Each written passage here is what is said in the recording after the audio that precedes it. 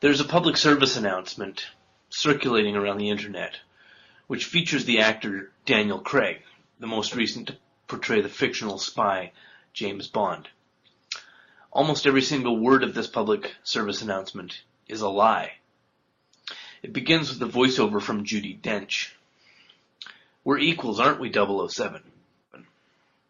This is one of the great dogmas of feminism, that men and women are equal to each other. They're not equal, obviously, or there would be no sexes. There would be no distinction between men and women. A woman with a sexual preference for men would be just as pleased with another woman.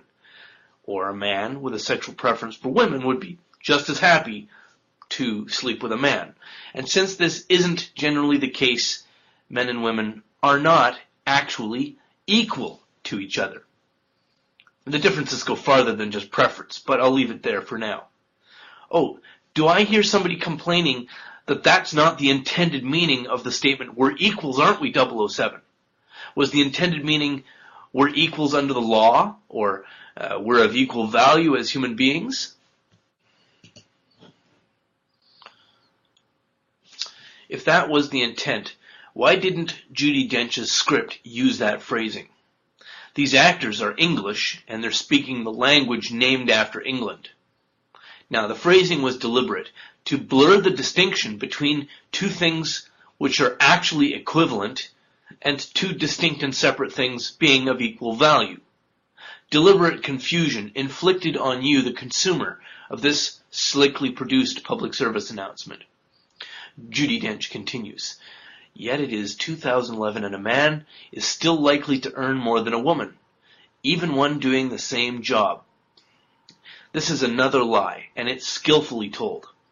But like in all well-crafted deception, truth is mixed with falsehood. It's true that on aggregate, men earn more over their lifetimes, but the poison here comes from the claim that a man and a woman doing the same job with the same training and the same seniority are paid differentially based on sex. But if this were true, companies would not hire men. The published stats and peer-reviewed research has repeatedly debunked the lie that workplace discrimination impacts average incomes on a sexual basis. Judi Dench goes on to say, "You have a far better chance of entering political office." And this is another subtle lie, implying prejudice again, when in fact, women are the majority of registered and participating voters. Or of becoming a company director, says our friend Judi. And this is another implied falsehood. It's true that on aggregate more men than women become directors of companies, but this reflects personal choices in career path. Women statistically choose jobs affording them greater flexibility and access to friends and family. They can do this because women are valued as people. Men, by contrast, are valued based on their utility, by their income, and they have very little choice except to choose employment options based principally on income, and that's why they earn more over their lifetimes. As a man, you're less likely to be judged on promiscuous behavior. Oh, this is so stupid. Now again we have implied sexism where none exists. Men have to compete for sex. Thus, sex for a man is an accomplishment. Women, by contrast, have only to select from among competitors. Sex for them is thus not an accomplishment, merely a selection from what is freely available. Judi continues, "And hardly any chance of falling victim to sexual assault."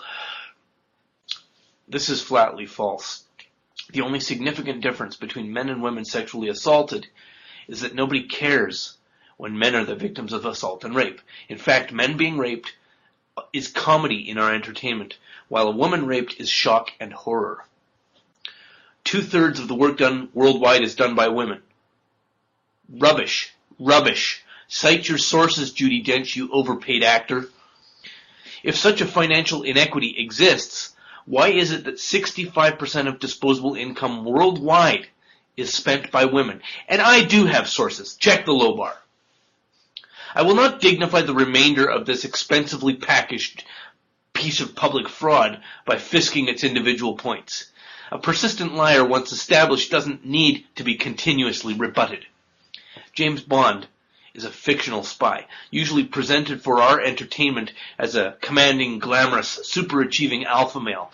And this, too, is a lie, disguising the reality that men who pursue real careers in espionage live lives of extreme stress, unrecognized, at the pay rate of civil servants, and often die horribly on the behalf of their countries.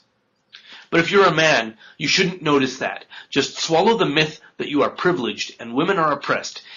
And women and men, with all their obvious, blatant differences, are actually identical and interchangeable. Swallow that lie.